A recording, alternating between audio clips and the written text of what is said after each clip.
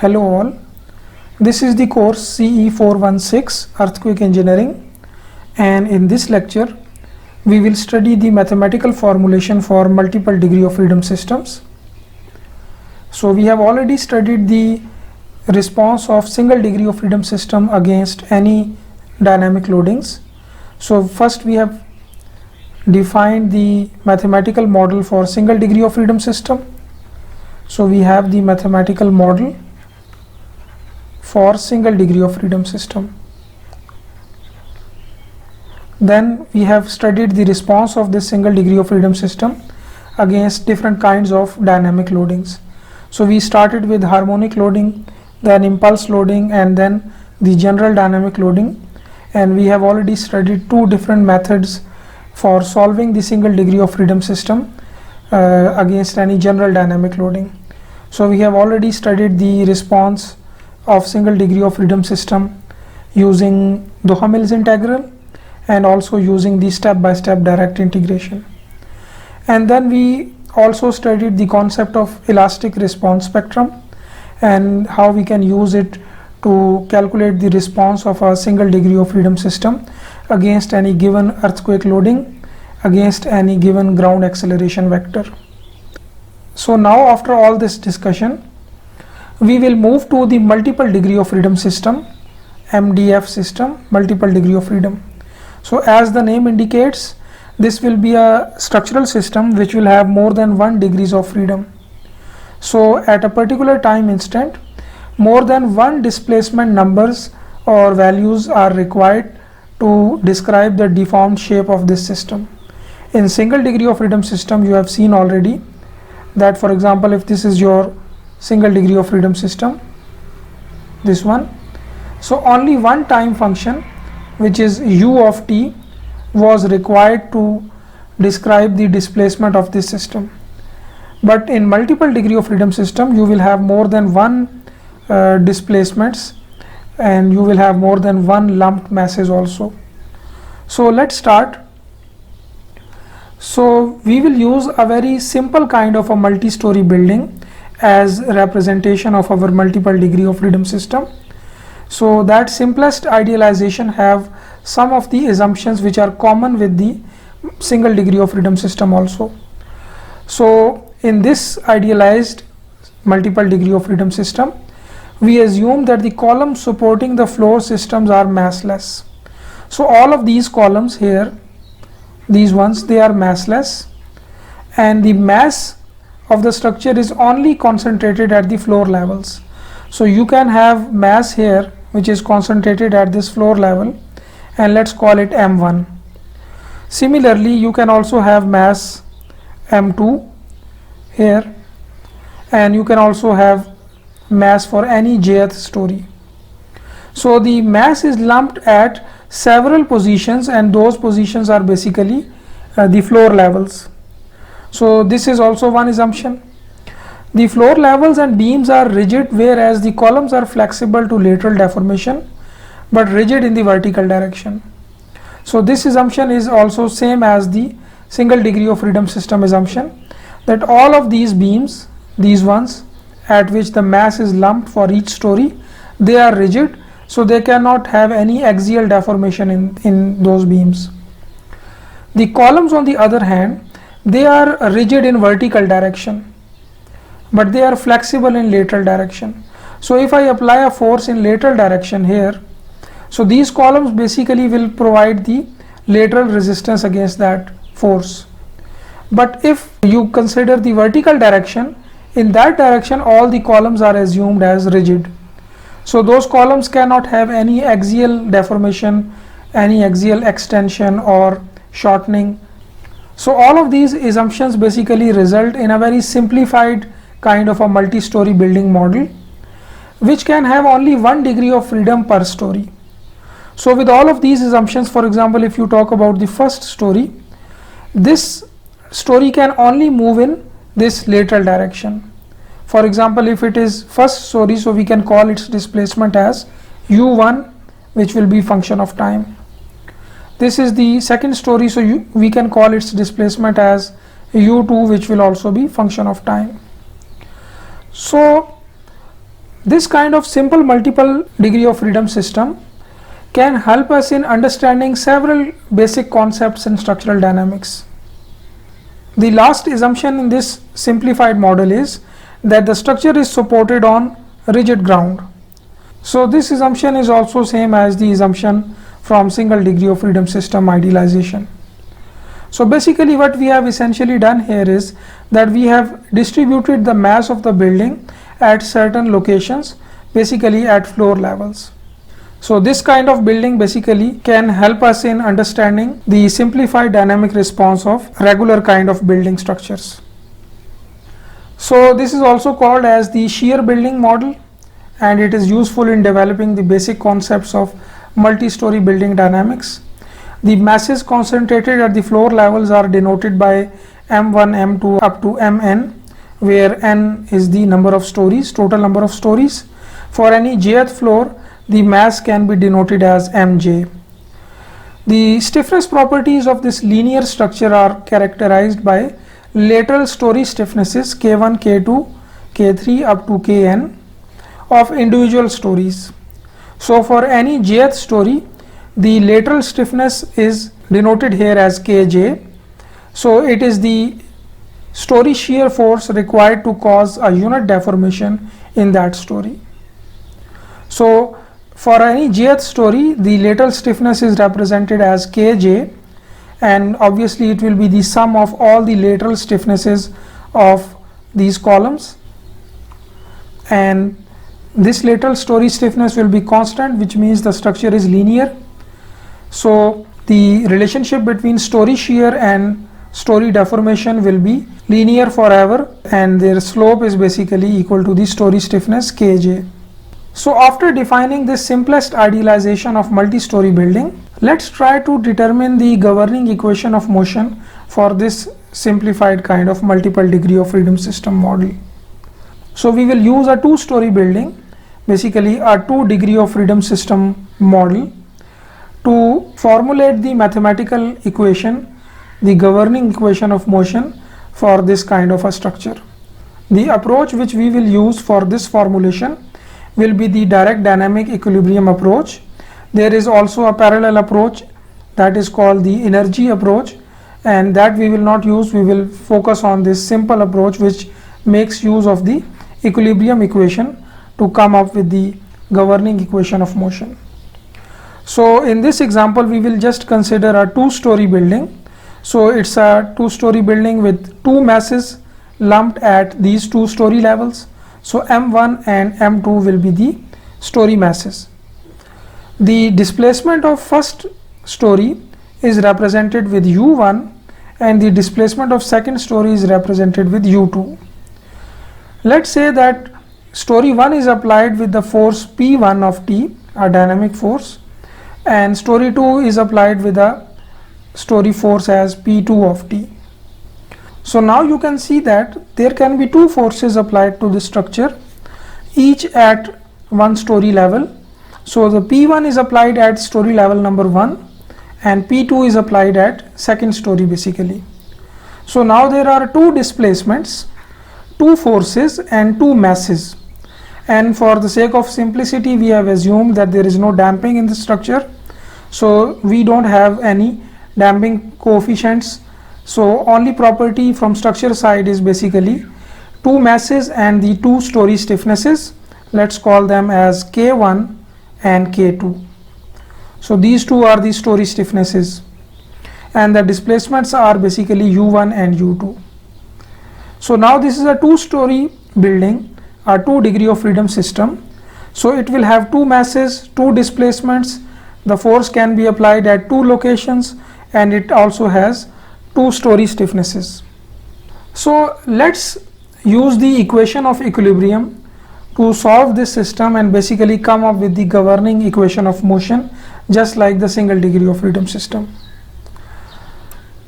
For this purpose we will cut this section here at this location.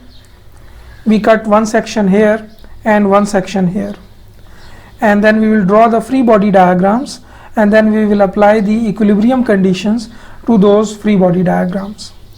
So this upper section or upper part of the structure will be this one.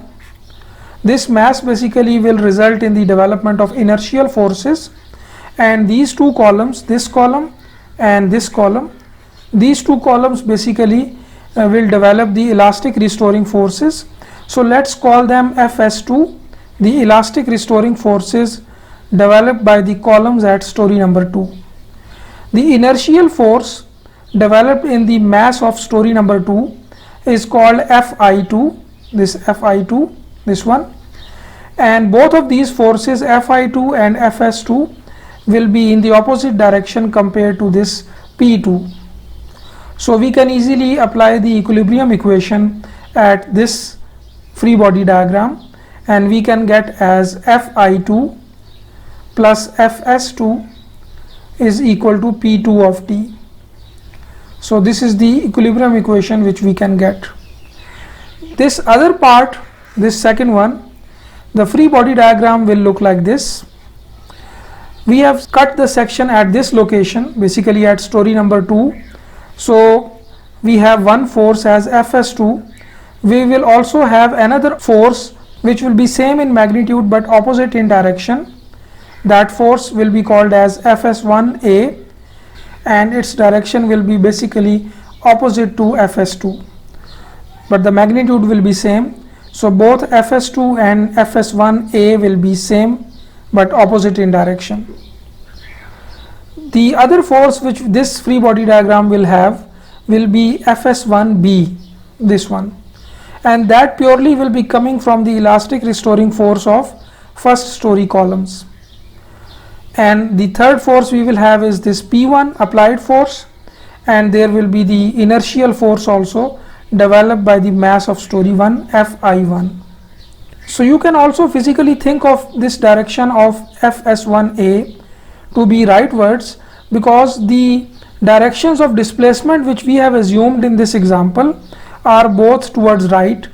So if U2 is also towards right and at the same time U1 is also at the right direction, then basically this U1 displacement is kind of supporting the action caused by P2 force. So this displacement U1 basically will cause the upper story columns also to move in the rightward direction, and therefore it will basically support the action caused by P2. So this is also, you can think of one reason physically why this Fs1A should be in the rightward direction. And also mathematically, you know that whenever we cut a section, for example if we have a beam and we cut a section here, so we draw the free body diagrams that we have one force at that section cut, which will be the shear force in this case, but on the other side we also have the same shear force but in opposite direction. So in order to ensure equilibrium, these two forces should be of same magnitude but opposite in direction. So now we have figured out all of these forces, Fi1, Fi2, the applied forces P1 and P2, Fs2 and Fs1A and Fs1B. So let's write their equations and apply the equilibrium condition to both free body diagrams. So for the first case, this one, second story case, you can write the equation of equilibrium as equation number 1, and it simply says that Fi2 plus Fs2 is equal to the applied force. Since we have not considered any damping, therefore there will be no damping force in this equation. For the second free body diagram, we can write as Fi1 plus Fs1B, both are in the leftward direction, minus Fs1A, which is in the rightward direction, is equal to P1 of T. So all the rightward forces are negative and all the leftward forces are positive.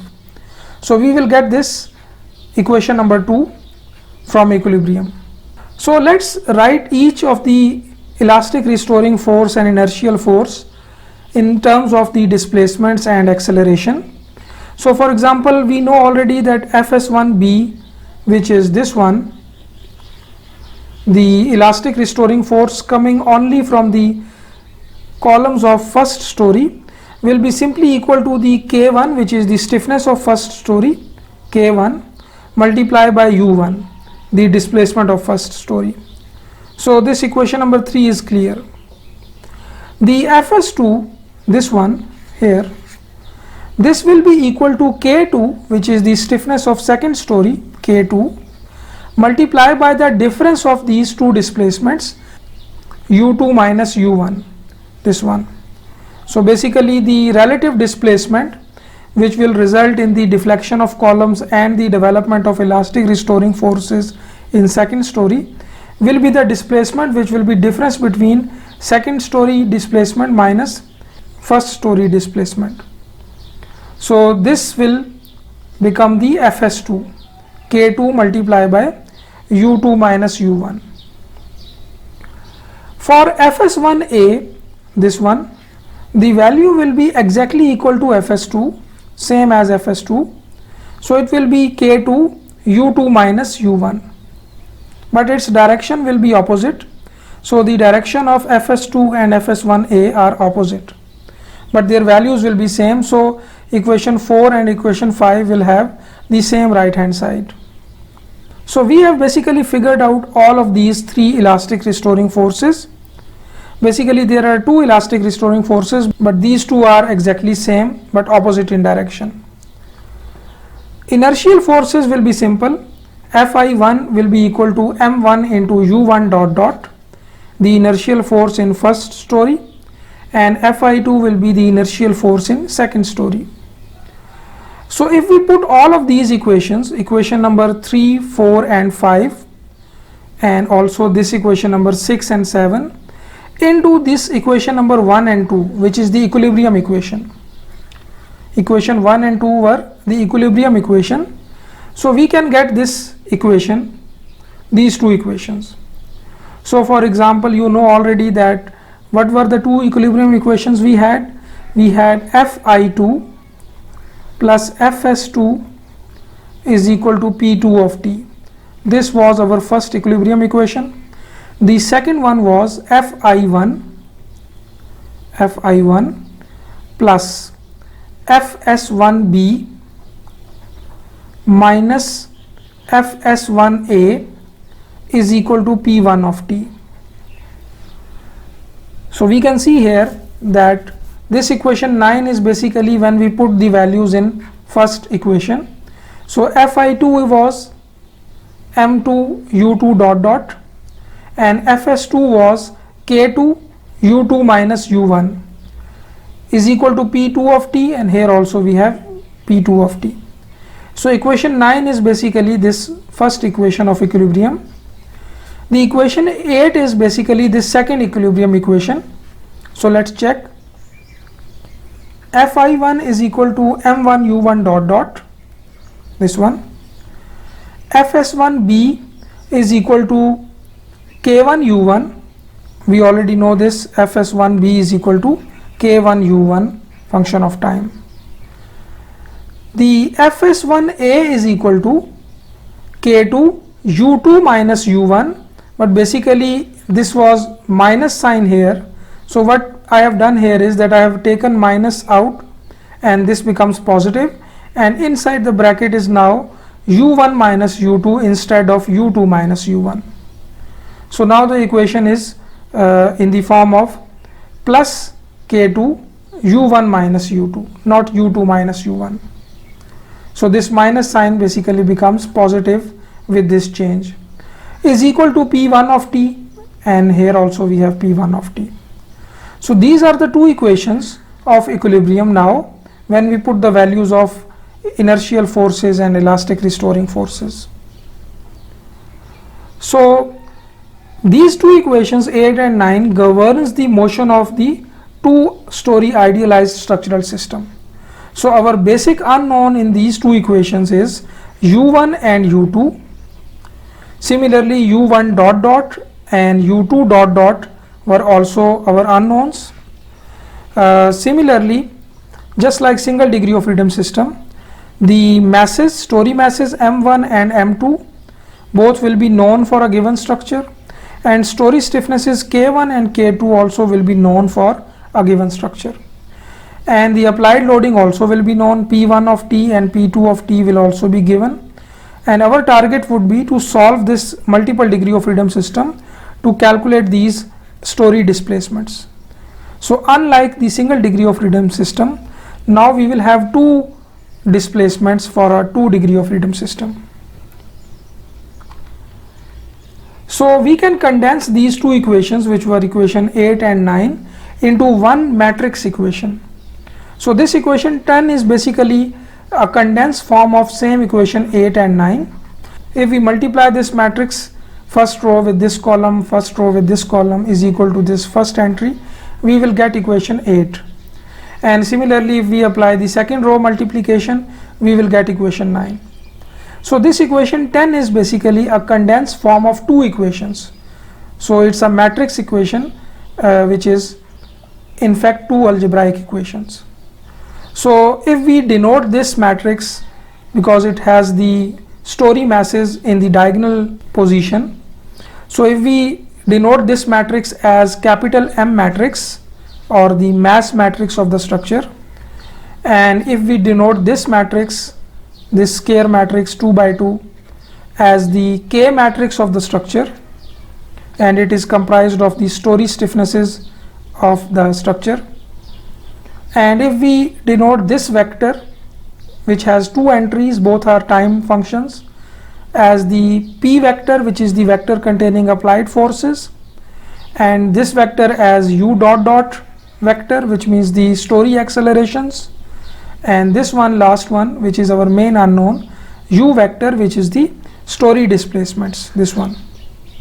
So if we use this notation, we can further condense or shorten this equation as equation 11, which basically says that mass matrix of a structure multiplied by the acceleration vector plus K matrix of a structure multiplied by displacement vector is equal to the vector containing all the applied forces, or the force vector.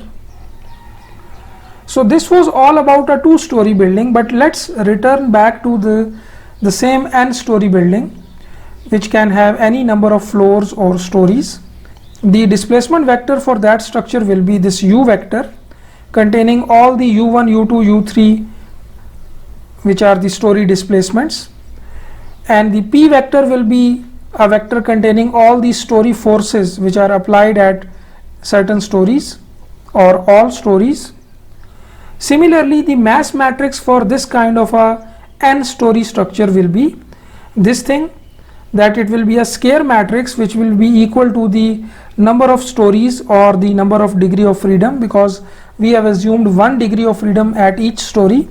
So this will be basically degree of freedom by degree of freedom, or also same as the number of stories by number of stories. So it will be a square matrix which will have all the story masses in the diagonal position, and all the off diagonal terms will be 0. So all of these off diagonal terms are 0. So that's how the mass matrix of this kind of a structure can be defined. We have already seen the example from a two-story building. We can generalize that example to come up with the equation for any n-story building.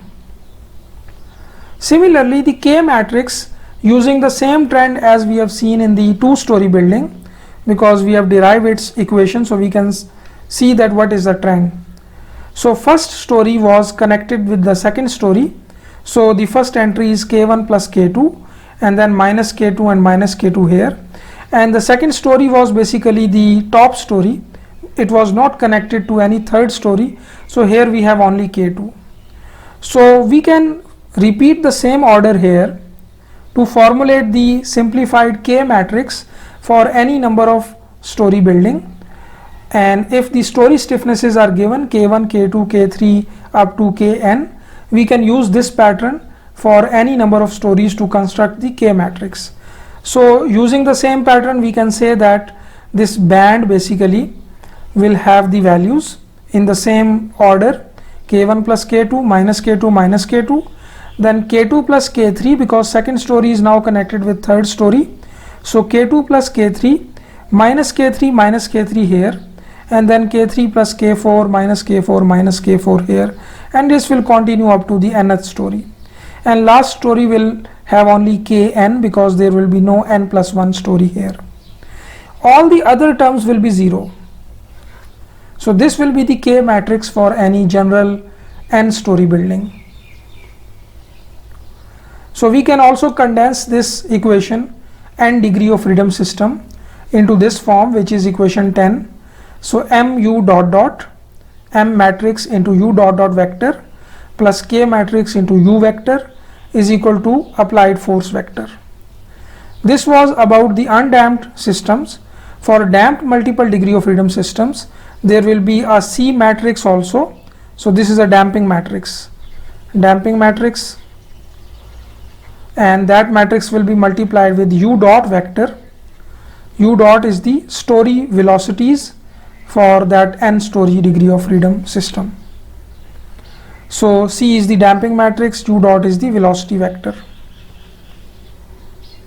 So equation 11 is basically the governing equation of motion for any n story building, and it has the damping term also now.